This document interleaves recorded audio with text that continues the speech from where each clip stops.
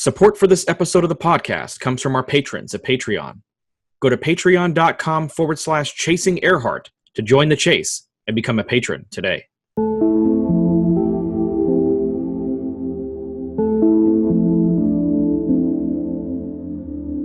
On the morning of July 2nd, 1937, Amelia Earhart and her navigator Fred Noonan disappeared over the Pacific Ocean without a trace. 81 years later, all over the world lie scattered pieces of their puzzle, waiting to be put together. Welcome to Season 2 of the Chasing Earhart podcast.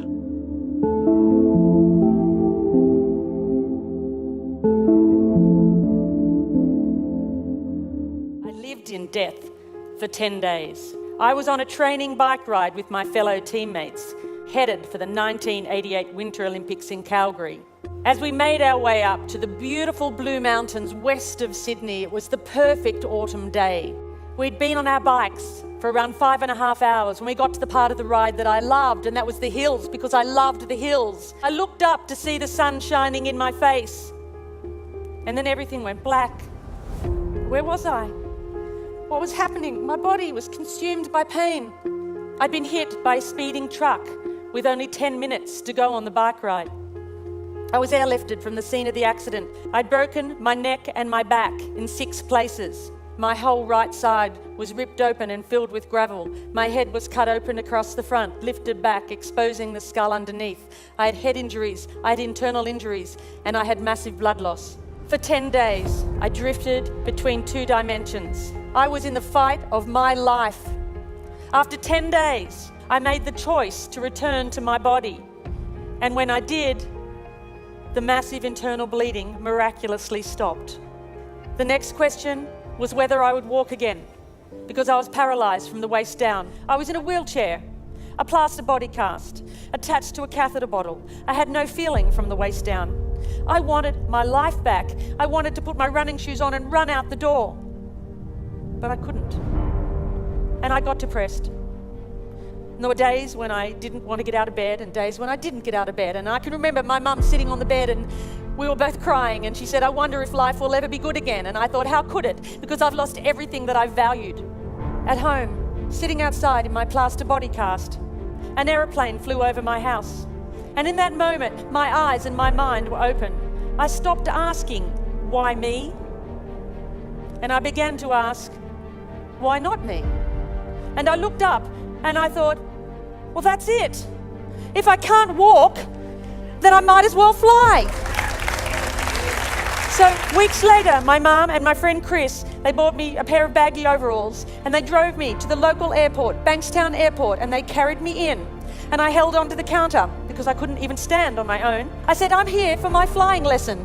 According to the Merriam-Webster dictionary, the definition of a legacy is, quote, something transmitted by or received from an ancestor or predecessor or from the past. Tonight's episode will be emotional, it will be powerful, it will be the definition of what a legacy means. It's hard for me to pick a starting point because where do you start when it comes to my guest tonight? If you know me, you'll know that I'm a big believer in the power of destiny and the power of hope. I believe that there is a path and a plan for all of us, and my guest tonight is a living, breathing example of that, and a living, breathing example of what Amelia Earhart stood for so many years ago. She's a dream guest for me personally. She's the definition of true inspiration for countless people around the world, and tonight she's officially a project guest for Chasing Earhart. Janine Shepherd, welcome. This is truly, truly an honor. Oh, thank you so much. I'm just thrilled to be chatting with you, Chris. So let's start the same way we start with every conversation we've ever had on this show. But with you, we're gonna use this question sort of as a jumping off for the majority of the conversation tonight. Can you tell everyone listening, for those who may not know, a little about your education, your professional background? My education, my formal education, is that I have a degree in sports science, and I was with the vision at that time, of course, of being an exercise physiologist. So as an athlete, that was my dream job, probably because, you know, it allowed me to really focus on getting the most out of my body physically, because my goal was to go to the Olympics. So that's my formal education. Now, of course, we're going to talk about parallels between yourself and Amelia a few times tonight when it comes to tenacity and never giving up. But I want to ask you, just because I ask this question for everybody, and we always find it's just an interesting answer.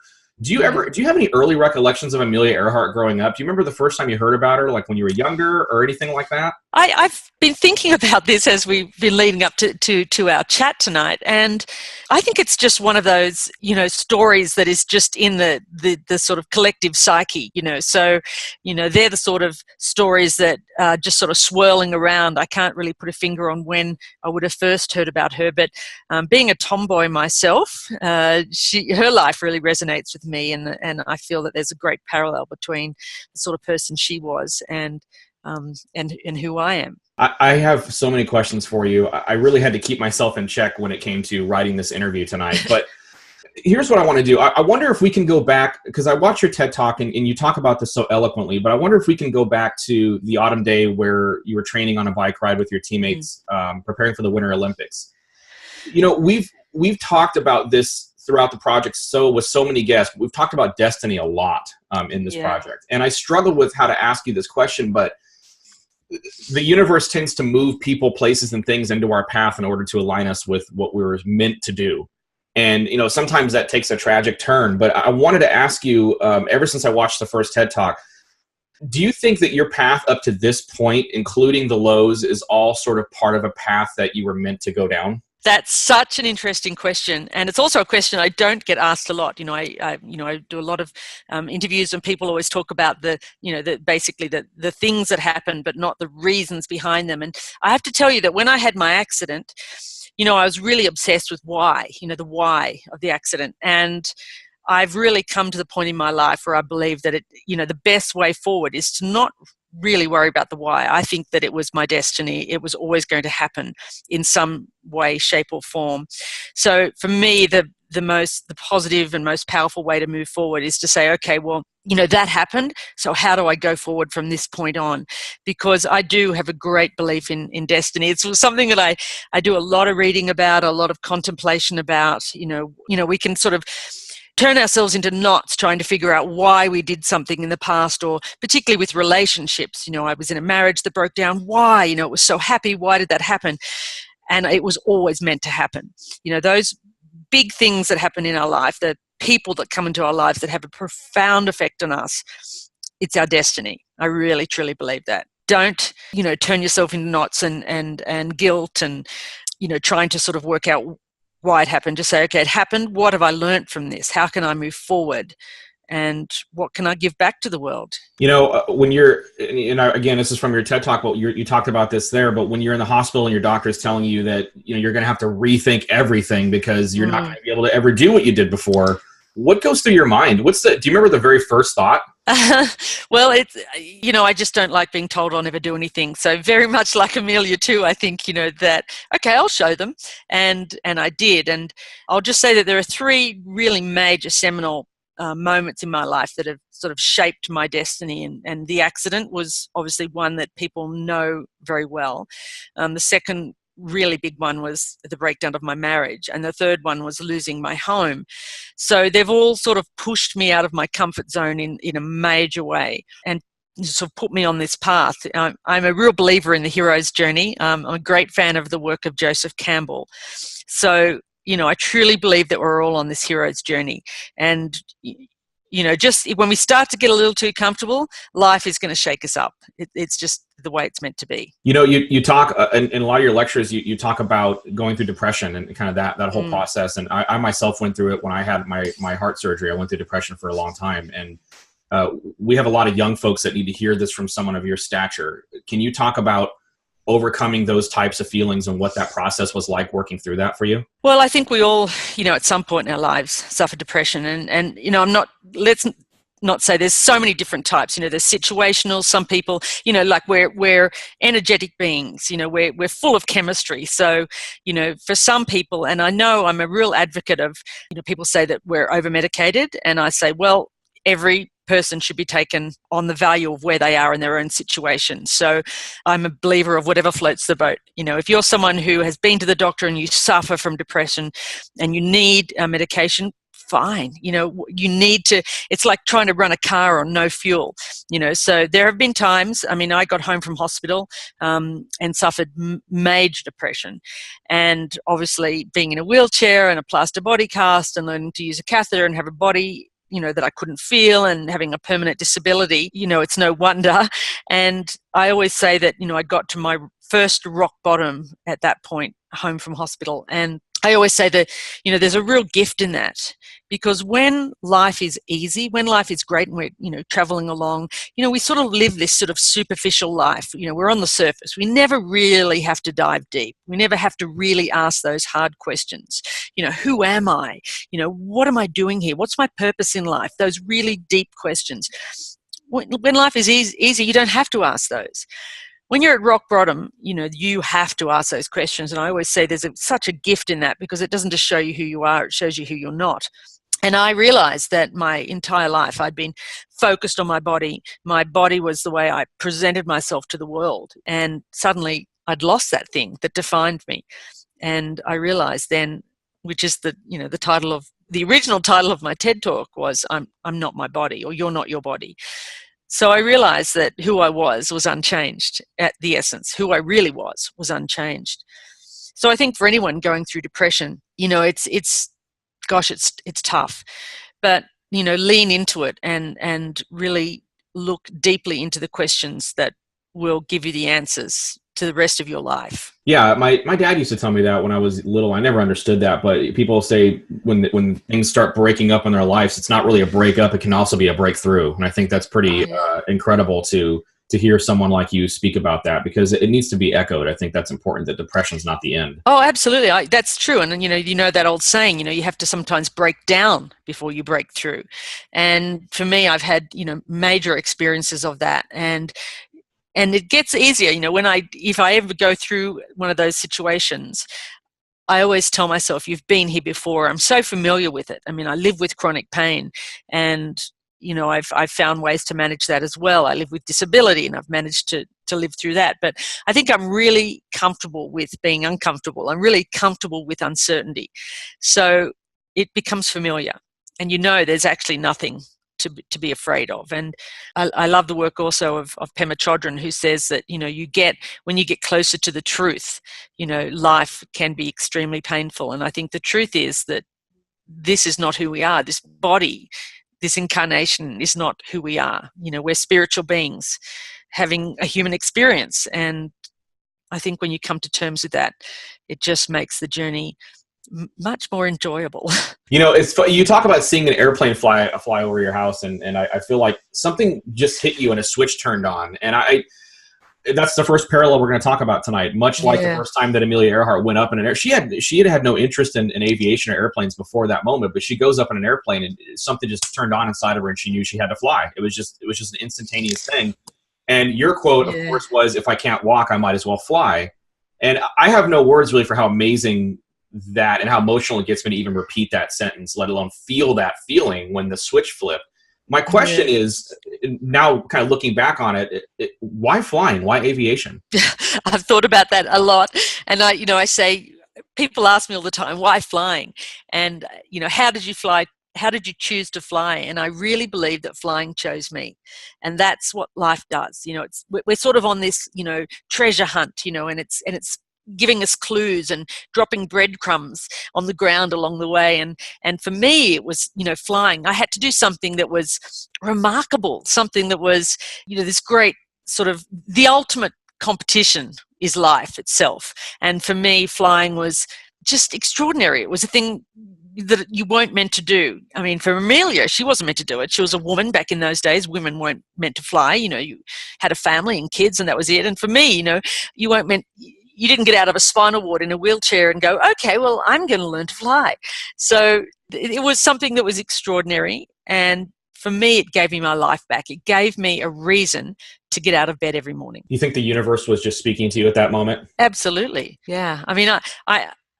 I'm very good at keeping my ears and my eyes open to, what are the clues? Which way am I meant to go? Life is doing that all the time. Turn left, turn right, pick me, do this, and some people go through life asleep and they miss these incredible clues as to what we're meant to be doing with our lives. You have so many phenomenal quotes. And I thought that what we do for the next few questions is just sort of discuss these quotes one by one and talk about, what they mean to you personally, because they're incredibly powerful. And so I'll list them one by one and we'll go down the line a bit. Let's start with a great one. And I love this. And a lot of these are from your TED Talks, but the quote is, "It wasn't until I let go of who I thought I was that I had the freedom to create something completely new for myself." Can you talk about that statement? Yeah, that's, we tend to hold on to this idea of how we think our lives are meant to be. And, as I said, life is tapping us on the shoulder saying, but hey, hold on, you're meant to be going this way. And if we hold on to how we think our lives are supposed to look, we miss out on all of the incredible opportunities and possibilities that are waiting for us. And for me, I had to get to the point of letting go of my life as an athlete before I could even see the possibility of learning to fly. And so once you let go, I believe truly that life is about letting go continually. It's about letting go of, the little things, then the big things, because ultimately, the greatest letting go is when we die and we let go of our bodies. So if we hold on too tightly, we suffer. If we hold on to the idea of how we think our lives are meant to look, we miss out. That's so true. The next quote is my favorite one, probably, that you've said. When you choose courage in the face of fear, you defy the things that hold you back from greatness. I've read that quote probably 1,000 times. I kid you not. And I just keep thinking of, the quote almost means something to me differently every time I read it. It's a pretty remarkable thing to say. And I wonder what that quote means to you, and kind of personally, and just kind of, if you can kind of talk to our younger people, that we have a lot of people that are 14, 15 years old that listen to this show. Maybe talk to them and just tell them what that means to you, because a lot of people are afraid. It's funny. People say to me all the time, I remember someone mentioned to me once, commented, but it's okay for you because you don't feel fear. And I was like, oh, you kidding? I feel fear all the time, but I'm not afraid of it because I've felt it so often. As I said, you get sort of comfortable and familiar with it. But, I think it's the great Maya Angelou who said that courage is the greatest virtue because, it takes courage to live every day. Not just the big things, but the small things, even picking up the phone and applying for a job, or going up to meet, introduce yourself to new people, or whatever it is. All the little things, they take enormous courage. And I have to agree with her. I think that courage is the greatest virtue. It takes courage to speak up. It takes courage to be seen.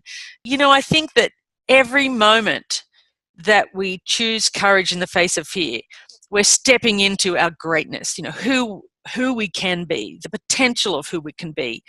And you have to start with the small things. It's interesting. You just mentioned something about people saying, "Oh, you must not have any fear," and you kind of correcting them and saying, "No, I'm fearful all the time." And it brings me back to last season. We had Candace Fleming on the show. She wrote a book called Amelia Lost, and we were talking about Amelia Earhart's sort of conquering fear. I asked her, did she conquer fear? And she said, well, no.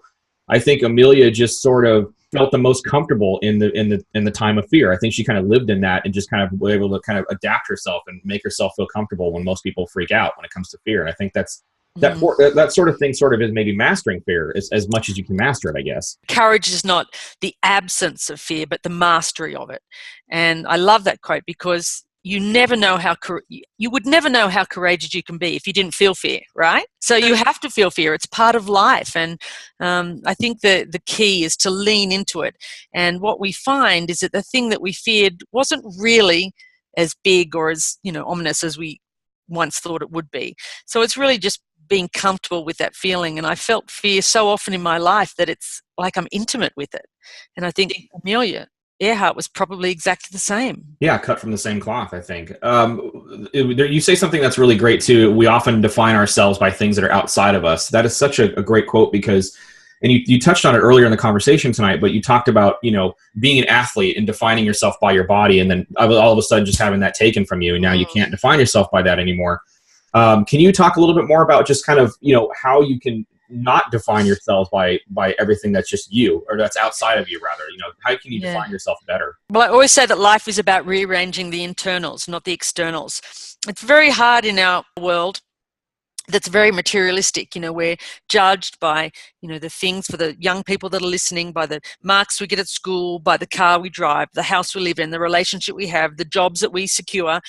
And and that's fine, because we are goal-seeking beings, so we need to be out there and achieving, and that's fabulous. But the moment we attach those things and we think that that's who we are, we're on a slippery slope, because we can lose any of those things in an instant, as I did. And so I always say it's about loosening your grip, just holding on to those things lightly and knowing that at any moment things can change. And when they do, and we do lose those things, it's an opportunity to have a clean slate and to look somewhere else and say, okay, now what? It's one of the most powerful things you can ask yourself, now what? And to me, the best way to sort of really understand who we are is to be really comfortable with those moments of silence, really sitting and contemplating and spending time in silence and with ourselves. And I always find that when I'm lost for a direction or an answer, that's the best way. The universe just has this magical way of sort of popping the answer right down, downloading. And I love that. I was watching, when I was doing research for this interview, I think it was last week, I was watching, just going through YouTube and watching a lot of videos, not only your talks, but just stuff where you've been on the news and where they've done stories on you. And there was a story that someone did on you a while back. It was a much older one, but you were actually back on skis again. You were in the snow and you were kind of going through skis. And I was watching that, I was listening to you talk, and I kept thinking about this, and I wanted to ask you, like, when you step foot in the snow again and you're on skis, was there ever a moment where you thought, I want to go back? Like, let's try skiing. Like, let's try to resume where, basically resume where my life stopped momentarily. Well, the crazy thing is, so that video you would have seen was for 60 minutes, and they just put me on some skis, and I sort of shuffled along. But when I got, after my accident, when I got home, I really thought, oh no, of course I'm going to the Olympics. I put cross-country skis on, and they're very thin for anyone that knows. I could barely stand on my own by the time I got there, let alone ski on these little tiny sticks. So I fell over so much. I broke expensive poles. I got a black eye because I put a pole in my face. I was covered in bruises. The only way I could actually go out was I had to pad my ski clothes with a whole lot of tea towels because it was just so sore, covered black and blue. And I tried. I would get to a slope with little ski tracks in them, and I'd sort of tuck, and I'd end up just broken and bruised. And I realized, Janine, I think you need to do something else. So I tried again. That was, I guess I held on too tightly, and it was, letting go was incredible. It was incredible in so many ways, because all of my friends were my ski friends, my athletic friends. So I really had to let go of that too. But what I found was something so much greater. And, I feel that I'm so scarred, and there's that wonderful saying that, the light enters where the cracks are. And I feel that, to me, when you let go and when you trust in life, you're given something much, much greater. And speaking of that, I wonder if, because people, I always ask, when we have Earhart experts on and things, I always ask if they feel that Amelia Earhart ever questioned her own path. Like, did she ever have enough self-doubt where she questioned if she was going down the right path or not? I wonder, has that ever happened to you along this journey? I think it happens to everyone. I think it's part of the human experience. I think we all question, and there's nothing wrong with it. As I said, that's part of the journey. And I think that's also how we tap into courage, to question, to move forward, and there are times when, a great skill is the skill of discernment, to really ask, well, which way should I go? And for me, anyway, what works best is to sit in silence, whether you call it meditation or prayer or silence. And I always get the answer, I always get the answer that I need. And to me also, I think that you don't always get what you want in life, but you certainly do get what you need. And, and that's part of the whole process. It's part of this whole journey. Not only a great song, but a very great, very powerful truth. Absolutely. For all of us. Absolutely. So a broken body isn't a broken person. That's been seen by millions of people all over the world. And just in reflecting on that, did you ever think that your story and your journey would pull so many people along with you? Oh, gosh, no. When I wrote my first book in Australia, so my latest book, Defiant, which I wrote for the world, really tells the whole story. But when I wrote my first book way back after my accident, I remember thinking, I wonder if anyone will ever read this.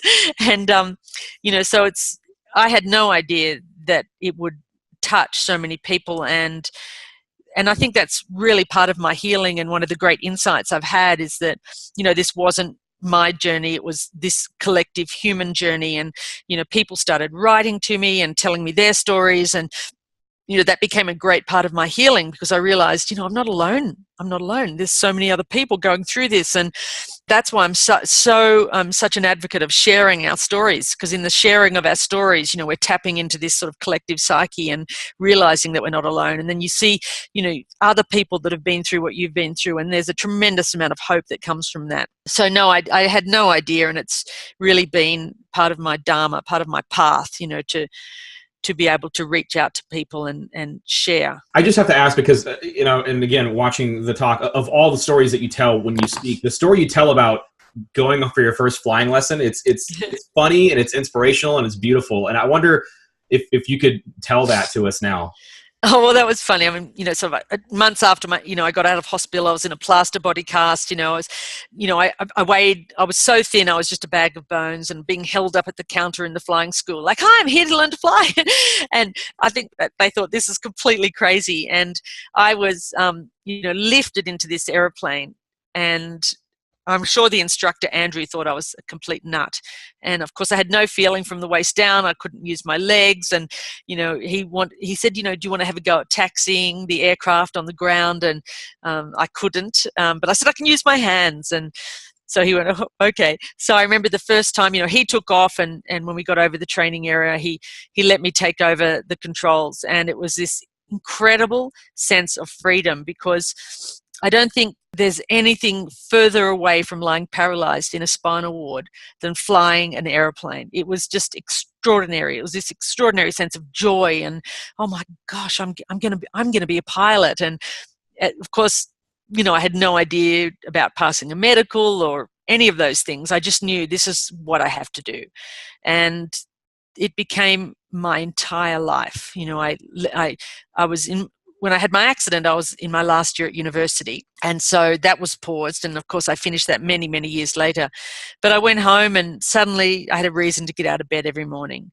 And I became obsessed, just like I had been with sport. I became obsessed with flying. And, people find it extraordinary when I tell them that in just, around 1 year after, I got out of hospital, I had become a flying instructor with a commercial pilot's license. It was just every single day, every single moment of my life was about flying at that point. How often do you fly? How often do you fly now? Not enough, because I'm so busy speaking and traveling. And, I came over to America at one of the seminal moments, of course, when I lost my house again. Just when I got really comfortable in Australia, that happened. And again, I was listening carefully, and the universe said, okay, you've got to go to America. And again, I packed up what I had and moved over here, not knowing anyone. And, it was completely crazy, and I was full of fear, but I did it anyway, because I knew that's my path and that's what I had to do. And so my goal is that one day I'll have my little Red Robin, my aerobatic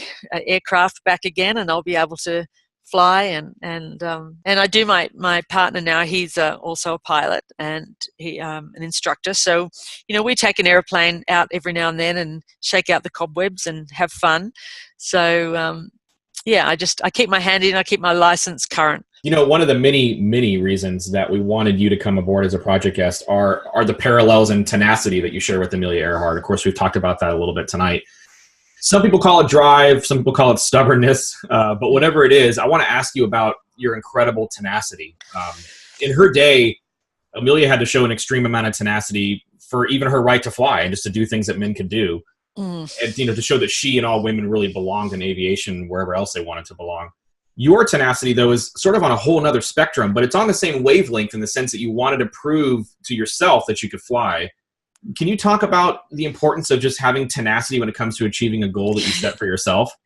Well, that's a great word, and I there is a parallel with Amelia, because I used to ski. I used to train with guys all the time. My thing was, if I can beat the boys, I know that I'm at the top of my game. So, I remember one of my friends said, the moment Janine beats me in a cross-country ski race, I'm going to hang up my skis.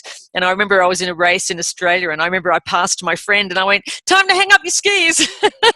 So I always kept up with the boys. I'd love to beat the boys, because I just felt that women are out there. We're powerful. We're strong. We can do this. So the word tenacity is great. I'm a great fan of other TED Talks. Angela Duckworth talks about grit, and I think that's a great word too, and I love her talk. And I call it the defiant human spirit. And I think it's something that we all have the potential to tap into. And that's what Amelia had. She had this defiant spirit. And the defiant spirit is saying, I'm not going to let life beat me.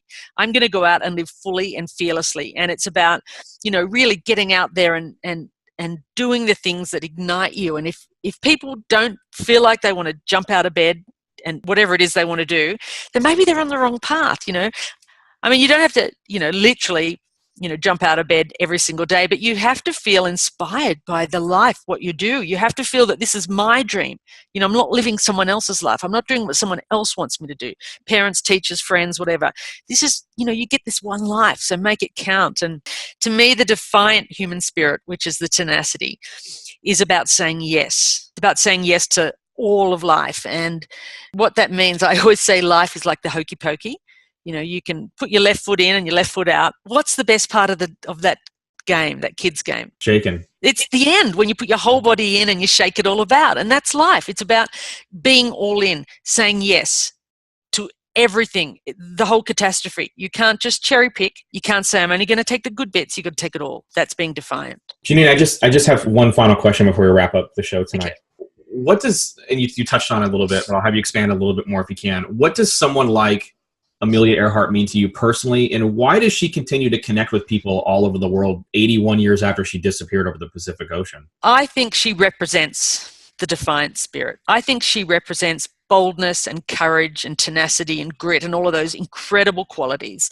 I think for women in particular, often we're taught that we're not meant to be defiant. We're not meant to be fighters. We're sort of the softer, things are changing, obviously. I recently spoke in Reno earlier this year to the Women in Aviation conference. Oh my gosh, it was incredible. It was one of the most inspiring conferences. I mean, I've been speaking for a long time. That's my job. I'm a speaker. I travel the world. But speaking to, 1,000 women was incredible. And I have to tell you, I was sitting at this table and the lady next to me, I said, so what do you do? She says, I'm an astronaut. I was like, okay, you win. It was incredible. All these incredibly inspiring women. And I saw that as, wow. I mean, Amelia Earhart's life has inspired generations and generations of young girls to believe that they can fly, they can do something different, they can follow their heart and their desire, and they can achieve this. And so I think that's the legacy that she's left the world, not just the world, but women in particular. Janine, can you give everyone your website and tell us where we can follow your work online? Yeah, absolutely. So my website is easy, JanineShepherd.com. I'm on Facebook, Janine Shepherd, motivational speaker, author, and on Instagram, Janine_Shepherd, and Twitter at Janine Shepherd. And I love keeping in contact with people. I love it when they let me know where they're going to be. I travel extensively, so for the rest of this year, I live in Wyoming, but I'll be over on the East Coast. I'll be in Florida, and I'll be up in Maine and New York and Atlanta, and the rest of the year, then I'm over on San Francisco and North Dakota and back to Australia. So all over the place. Give me a shout out, anybody, and I just love hearing from people. Thank you so much for this. This has been a pleasure. Oh, it's been my pleasure too. Thank you. Thank you for listening to this episode of the Chasing Earhart podcast, part of our Legacy retrospective series. We hope you've enjoyed the show. Come back to ChasingEarhart.com each week for another new podcast. While at ChasingEarhart.com, visit our archives and our blog to hear all of our past episodes and interviews with guests such as Brad Meltzer, Tom Vinson, Candace Fleming, Jessica Cox, Abigail Harrison, and Shasta Ways. You can also hear interviews with representatives of all of the relevant hypotheses regarding the disappearance of Amelia Earhart and Fred Noonan, such as Tom King, Dick Spink, Gary LaPook, Rick Gillespie, Andy Sherrill, and more. Also at our site, you can find hundreds more posts, project updates, and much more information regarding the life and disappearance of Amelia Earhart. The Chasing Earhart podcast is a show without any sponsors or ads. We rely on support from listeners like you to keep the Chasing Earhart project operating. You can donate to the show And as our thank you, receive bonus podcasts, merchandise, and advanced opportunities for Chasing Earhart events. Find a full list of available shows and rewards at patreon.com/chasingearhart. You can also follow the project on social media, where our team posts all of our shows, news, and project information. And that hashtag is @ChasingEarhart. The Chasing Earhart podcast is produced by Vanessa Williamson and edited by Tom Myers. Podcast music is provided by Dane Jarris Schmidt, and narration is done by Forrest Burgess. The opinions on Chasing Earhart are those of the individual guests and may not reflect those of Chris Evan Films Incorporated. Chris Evan Films Incorporated is not affiliated with the films or clips referred to herein. All movie clips and audio used in this podcast are the intellectual property of their respective copyright holders.